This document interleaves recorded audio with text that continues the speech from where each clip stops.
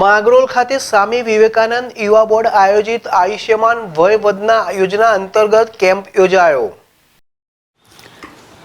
સરકારના આયુષ્યમાન વય વંદના યોજના અંતર્ગત 70 વર્ષ અથવા 70 વર્ષ ઉપરની ઉંમરના વડીલ નાગરિકો આયુષ્યમાન કાર્ડનો લાભ લઈ વધુ સારી આરોગ્યની સુવિધાઓ મેળવી શકે તે હેતુથી સ્વામી વિવેકાનંદ ગુજરાત રાજ્ય યુવા બોર્ડ દ્વારા આરોગ્ય વિભાગના સહયોગથી માંગરોળના માતરી વિસ્તારમાં આયુષ્યમાન વય વંદના યોજના અંતર્ગત કેમ્પનું આયોજન કરવામાં આવેલ, જેમાં બહોળી સંખ્યામાં વડીલ નાગરિકોએ આ કેમ્પનો લાભ લીધો હતો।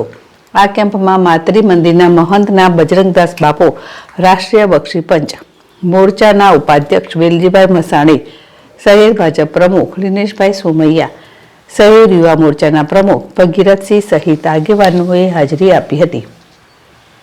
જીતુ પરમાર, ZSTV માંગરોળ।